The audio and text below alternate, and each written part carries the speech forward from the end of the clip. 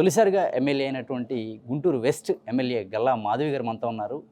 ఆవిడ ప్రజా సమస్యల పట్ల ఎలా స్పందిస్తున్నారు, గుంటూరు అభివృద్ధిలో తీసుకుంటున్నటువంటి కీలక నిర్ణయాలు ఏమిటో మాట్లాడి తెలుసుకుందాం. నమస్తే అండి.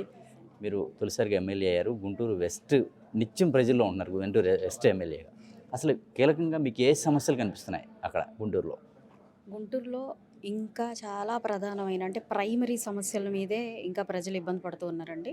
అంటే వాటర్ ఇష్యూస్ కానివ్వండి, డ్రైనేజ్ ఇష్యూస్, రోడ్స్, ట్రాఫిక్, ఇవన్నీ కూడా ప్రధానమైన సమస్యలు గుంటూరు ప్రజలు ఎదుర్కొంటున్నవి.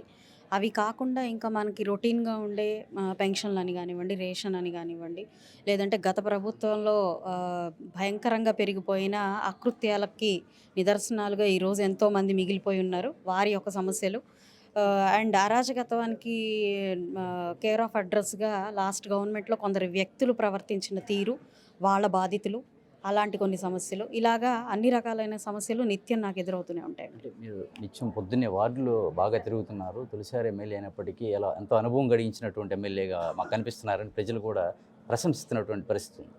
అది ఎటువంటి రెస్పాన్స్ వస్తుంది మీరు వార్డులోకి వెళ్తుంటే? అంటే ముందు ఇక్కడ నాకు అనుభవ రాహిత్యము అనే కాన్సెప్ట్ కంటే కూడా జనరల్గా లీడర్ అన్నా లేదంటే ఇట్లా ఎలక్టెడ్ పర్సన్ ఎవరున్నా కూడా ప్రజలు ఎన్నుకున్నప్పుడు వారి సమస్యల కోసం మనం ముందుకు వెళ్ళడం అన్నది బేసిక్ ఫార్ములా. దానికి అనుభవం కావాలి అని అంటే మరి అప్పట్లో రాజకీయ నాయకులకి ఎవరికి అనుభవం లేదు. ఫస్ట్ టైం మనకు పాలిటిక్స్లోకి వచ్చిన వాళ్ళు ఎంతోమందికి, గాంధీజీ గారితో సహా ఎవరికి పాలిటిక్స్ అనుభవాలు లేవు. ప్రజల కోసం వాళ్ళు ముందుకెళ్ళారు. అదొక్కటే, ఆ ఇంటెన్షన్ ఒక్కటే ముందుకు నడిపిస్తూ ఉంది. సో అదే ప్రజల్లోకి నన్ను తీసుకెళ్తూ ఉంది. వారి సమస్యల పట్ల పరిష్కారం ఎలా ఇవ్వాలి అనే ఒక ఆలోచన మాత్రమే నన్ను ముందుకు నడిపిస్తూ ఉంటుందంట. మాజీ మంత్రి అయినటువంటి విడుదల రజనీ మీద మీరు విజయం సాధించారు. ఆ విజయం సాధించడానికి గల ప్రధానమైన కారణాలు మీరు ఏమని భావిస్తున్నారు? ఇప్పుడు ప్రస్తుతానికి కారణాలు అనేకం అండి. ముందు ఆవిడ యొక్క బేసిక్ వ్యక్తిత్వం, యాటిట్యూడ్, అది ప్రధానమైన కారణం. అండ్ ఆవిడ నమ్ముకున్న అధిష్టానం ఏదైతే ఉందో దాని మీద యావత్ రాష్ట్ర ప్రజలందరూ కూడా చాలా ఆగ్రహం వ్యక్తం చేశారు, మోసపోయారు.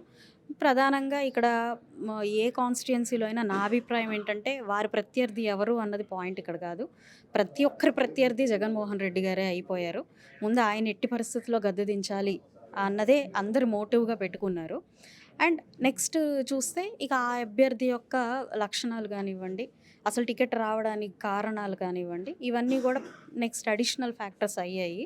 సో నన్ను తీసుకుంటే 100% ప్రజల కోసం ఏదైనా చేయడానికి అండ్ ఆల్వేస్డ్ సర్వీస్ ఓరియంటేషన్ ఉండే ఒక అదవ్వడం, ఫ్రెష్ మైండ్ అవ్వడం, ఇవన్నీ కూడా కారణాలు. అండ్ నా ప్రత్యర్థిని తీసుకుంటే అప్పటికే ఎన్నో రకాలైన అవినీతి వాటిల్లోకి ఉండిపోవడం, బాధ్యతారాహిత్యంగా ఉండిపోవడం, ఒక్క విషయం పట్ల అవగాహన లేకపోవడం, ఇవన్నీ రకరకాల ఆస్పెక్ట్స్. ఏదైతే విడుదల రజనీ ఉన్నారో ఆవిడ మీద ఈ విజిలెన్స్ కూడా ఏదో 2 కోట్ల మేర లంచం తీసుకున్నారనో ఇటువంటి ఆరోపణలు ఏదో కరెక్ట్ అని తేల్చినట్టుగా తెలుస్తుంది. దాని మీద మీరు ఎలా స్పందిస్తారు? ఖచ్చితంగా అండి. ఇప్పుడు చిలకలూరుపేటలో రకరకాలైన దౌర్జన్యాలకి, అవినీతికి పాల్పడి అక్కడి నుంచి మహా అంటే ఒక 40-50 కిలోమీటర్లు ఉన్న గుంటూరు పశ్చిమానికి వస్తే అది ప్రజలకు అర్థం కాదు అని అనుకోవడమే ఆవిడ చేసిన ఫస్ట్ ప్రధానమైన తప్పు. ఎందుకంటే ఈరోజు ప్రపంచవ్యాప్తంగా ఎక్కడ ఏ వ్యక్తి ప్రవర్తన అయినా కూడా సోషల్ మీడియాలో మనం చాలా ఈజీగా నెక్స్ట్ మినిట్లో తెలుసుకోగలుగుతున్నాం.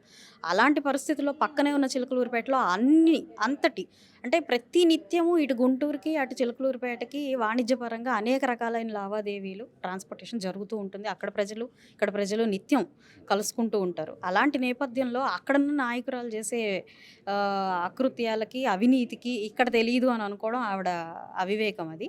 అయితే అక్కడ తీసుకుంటే ఈరోజు ఒకటికి తర్వాత ఒకటి బయటపడుతూ ఉన్నాయి. మొన్న 2 కోట్ల స్కామ్ కానివ్వచ్చు, లేదంటే మైన్స్ అని కానివ్వచ్చు, ప్రతి చోట ఆఖరికి ఒక వ్యక్తి ఒక బిల్డింగ్ కట్టుకుంటే ఆ బిల్డింగ్లో కూడా తనకు వాటా కావాలి అని చెప్పి జే ట్యాక్స్ అనేది ఆవిడ కూడా దానికి పెట్టుకొని కంపల్సరీగా చిన్న చితక అనే తేడా, భేదభావం ఎక్కడా చూపించకుండా ప్రతి ఒక్కరి దగ్గర కూడా డబ్బు గుంజి అవినీతికి పాల్పడి ఈరోజు కొన్ని కోట్ల రూపాయలు వెనకేసుకొని ఆ అవినీతి సొమ్మును మాత్రమే పశ్చిమానికి వచ్చి విచ్చలవిడిగా మంచినీటి ప్రాయంగా ఖర్చు పెట్టడం జరిగింది. అంటే ఇటువంటి బాధితులు ఎవరైనా ఇంకా ముందుకు వస్తే మీరు వారికి ఎటువంటి ప్రొటెక్షన్ ఇచ్చే అవకాశం ఉంటుంది? ఎట్లా సపోర్ట్ చేస్తారు? 100% తప్పు చేసిన వాళ్ళు శిక్షార్హులండి. ఈరోజు విత్ ప్రూఫ్స్ చాలామంది భయంతో ముందుకు రాలేని పరిస్థితులు ఉన్నాయి. అయితే ఇప్పుడిప్పుడే గవర్నమెంట్ మీద, ఎన్డీఏ కూటమి ప్రభుత్వం మీద నమ్మకం వస్తుంది. నాయకుల మీద నమ్మకం వస్తుంది. మేమున్నాము అనే భరోసా వాళ్ళకి మేము కల్పించడం జరుగుతుంది. నిత్యం ప్రజల్లో ఉండడం గానివ్వండి, ప్రజా సమస్యల మీద మేము దృష్టి పెట్టే విధానం గానివ్వండి, వారి మనసులో చాలా ఒక మంచి భరోసానైతే క్రియేట్ చేశాము. సో, ఇందుకు గాను రేపు ఎవ్వరొచ్చినా కూడా విత్ ప్రూఫ్స్ మాకు ఇది జరిగింది, ఈ అన్యాయం జరిగింది అని ఎవరు మాకు ముందుకొచ్చినా వెంటనే కూడా చట్టపరంగా చర్యలు తీసుకోవడం జరుగుతుంది. వారికి ఏ శిక్ష అయితే అర్హత ఉంటుందో ఆ శిక్షను వేయించడం జరుగుతుంది. ఇందులో ఎలాగ రాజీ పడాల్సిన పని లేదండి. అయితే 6 నెలలు అవుతుంది ప్రభుత్వం ఏర్పడి, కూటమి ప్రభుత్వం ఏర్పడి. ఈ 6 నెలల కాలంలో ఎటువంటి సాటిస్ఫైగా ఉన్నారా మీరు ప్రభుత్వం? ప్రజలు సాటిస్ఫైగా ఉన్నారని భావిస్తున్నారు మీరు కూటమి ప్రభుత్వం పట్ల? 100కి 100% అండి. మీరు గడిచిన 6 నెలలు తీసుకుంటే అనేకమైన డెవలప్మెంటల్ కార్యక్రమాలు, ఒక పక్కన సంక్షేమంలో ఎక్కడా రాజీ పడకుండా ఇచ్చిన ప్రతి హామీ ముందుకు తీసుకువెళ్తూ, at the same time development ఎంత ఖర్చుతో కూడుకున్నది, ఎంత అప్పుల భారంలో ఉన్నప్పటికీ ప్రజల డెవలప్మెంట్ చాలా ఇంపార్టెంట్. మా నాయకుడు ఎప్పుడు కూడా విజనరీ లీడర్ కాబట్టి ఆయన ముందుకి వెళ్ళే పద్ధతి తీరే చాలా వేరేగా ప్రత్యేకమైనదిగా ఉంటుందండి. ఈరోజు ఆయన మా నాయకుడు ఉన్నారు కాబట్టి కేవలం చంద్రబాబు నాయుడు గారి బ్రాండ్ ఇమేజ్తో మాత్రమే ఈరోజు ఎన్నో రకాలైన పెట్టుబడులు మేము స్వాగతిస్తూ ఉన్నాము. అభివృద్ధి కార్యక్రమాలు చూస్తున్నాం. మీరు ఇప్పుడు ఈరోజు అమరావతి ప్రాంతానికి విజిట్ చేస్తే ఒకప్పుడు అడవిగా మారిపోయిన అమరావతి ప్రాంతం, ఈరోజు ఉన్న అమరావతి ప్రాంతం ఎలా ఉందో మనం చూడొచ్చు. అండ్ అదేవిధంగా మరి నారా లోకేష్ గారు తీసుకుంటే ఎన్ని రకాల నిత్యం మన కాళ్ళకు బలపాలు కట్టుకొని ఒక మంత్రి అయి ఉండి ఆయన తిరుగుతున్నారు. ఇక్కడికి మనకి ఎన్నో రకాలైన కంపెనీస్ని తీసుకొస్తున్నారు అంటేనే ప్రజల పట్ల ఎంత నిబద్ధత ఉందో మీరు చూడాలి. ఎప్పుడు లేని విధంగా వరదలు వస్తే ప్రజాప్రతినిధులు వెళ్ళడం, పెన్షన్లు పంచడం కోసం ప్రజాప్రతినిధులు వెళ్ళడం, ఇలాగ గ్రీవియన్స్లు ఏర్పాటు చేసుకొని నిత్యం ప్రజల్లో ఉండాలనే ప్రయత్నం చేయడం అంటేనే ప్రజలకు 100% చూస్తారండి. వాళ్ళందరూ హ్యాపీగా ఉంటారు. అంబటి రాంబాబు లాంటి వ్యక్తులు చాలా విమర్శలు చేస్తూ ఉన్నటువంటి పరిస్థితి కూడా ఉంది. వాటి పట్ల కూడా మీరు ఎలా స్పందిస్తారు? ఆయన గుంటూరు నగరంలో ఉంటారు కాబట్టి నేను మిమ్మల్ని క్వశ్చన్ అడగాల్సి వస్తుంది. అంబటి రాంబాబు గారి గురించి అంటే పేపర్ పులి అని మాత్రమే నాకు తెలుసు. ప్రజల్లోకి రావడం కానివ్వండి, ప్రజల కోసం ఏదైనా మాట్లాడడం కానివ్వండి, ప్రజల సమస్యల పట్ల ఏదైనా స్పందించడం కానివ్వండి, నాకైతే తెలీదు. ఎప్పుడూ కూడా అవతల వాళ్ళకి ఏ కౌంటర్ వేయచ్చు, లేదంటే ఎలాగ డీగ్రేడ్ చేయొచ్చు, బురద ఎలా జల్లచ్చు, ఇలా వాక్చాతుర్యంతో ఏదో మాట్లాడే ప్రయత్నం తప్ప ప్రజల కోసం ఉన్నాము, ప్రజలకు మేము ఇది చేశాము అని చెప్పుకునే పరిస్థితి అంబటి రాంబాబు గారు కాదండి, యావత్ టీం మెంబర్స్ మొత్తం కూడా ఎవ్వరికీ ఆ పరిస్థితి లేదు. 151 మందికి కూడా ఎవ్వరికి కూడా మేము ఇది ప్రజలకు చేశాము అనే ఒక భరోసా ప్రజల్లో లేదు, ప్రజలకు ఇవ్వలేదు. వాళ్ళు దే ఆర్ ఫెయిల్డ్ అండి పూర్తిగా. గుంటూరు కార్పొరేషన్ వచ్చేసి వైసీపీ చైర్మన్గా ఉన్నారు. ఈ కూటమి ప్రభుత్వం అధికారులు ఉంది. వాళ్ళతో సమన్వయం అవుతూ గుంటూరుని అభివృద్ధి చేసేటువంటి అవకాశాలు ఉంటాయి.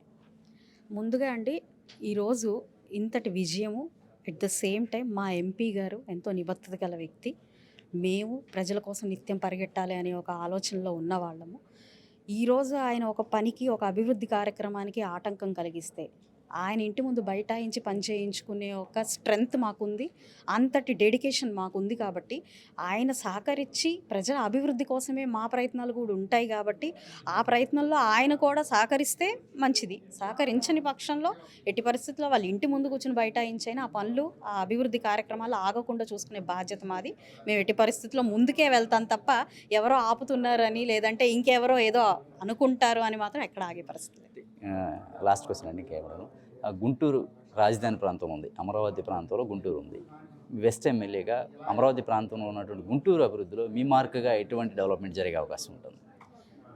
మీరు అన్నట్టుగా చాలా నియర్గా ఉందండి, అన్ని రకాలుగా. అయితే ఒకటి, మనకి ల్యాండ్ బ్యాంక్ అనేది చాలా తక్కువగా ఉండడం వల్ల పెద్ద పెద్ద ఇండస్ట్రీస్ ఏర్పాటు చేయలేని పక్షంలో కూడా ఉన్న ల్యాండ్లోనే క్లస్టర్స్గా ఫామ్ చేసుకొని ఎంఎస్ఎంఈ మీద డిపెండ్ అయ్యి అక్కడున్న ప్రతి ఒక్కరికి కూడా అన్ఎంప్లాయ్మెంట్ అనేది లేకుండా సాధికారత దిశగా ఉమెన్ మీద ఎక్కువ ఫోకస్ చేస్తూ వారి ఎంపవర్మెంట్ మీద కంపల్సరీ ఫోకస్ చేస్తామండి. And at the same time developmental activities ఏమైతే ఉన్నాయో, రోడ్స్, డ్రైన్స్, ట్రాఫిక్, వాటర్, వీటన్నిటి మీద నిత్యం ఫోకస్ చేస్తూ ఉన్న పక్షంలో ఎట్టి పరిస్థితుల్లో రానున్న 1 year లోపు గుంటూరు పశ్చిమానికి అడుగు పెడితే ఎవరైనా ఇక్కడ ఏ సమస్య లేదు అనే ఒక మార్క్ అయితే ఇవ్వాలని మాత్రం అనుకుంటున్నాము.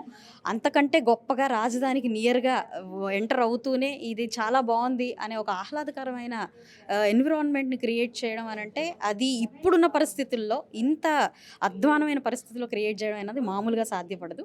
అయితే మేము, మా ఎంపీ గారు, మా ఉన్న నాయకులు అందరూ కూడా దీని మీద బాగా ఫోకస్డ్‌గా ఉన్నారు. ఎట్టి పరిస్థితుల్లో గుంటూరు పశ్చిమ నియోజకవర్గం మార్క్ వేసుకుంటాం. ఏదైతే గుంటూరు వెస్ట్ ఎమ్మెల్యేగా ఉన్నానో ఆ గుంటూరు వెస్ట్లో సమస్యలు పరిష్కరించడంతో పాటు రాజధానికి దగ్గరగా ఉన్న నగరం కావడంతో ఖచ్చితంగా గుంటూరు అభివృద్ధిలో తన వంతు పాత్ర పోషిస్తానని చెప్పని గల్లా మాధవి గారు చెప్తున్నారు. కెమెరా పర్సన్ రెహమాన్తో నాని, ఏపీ అమరావతి, అభినవ్ భారత్.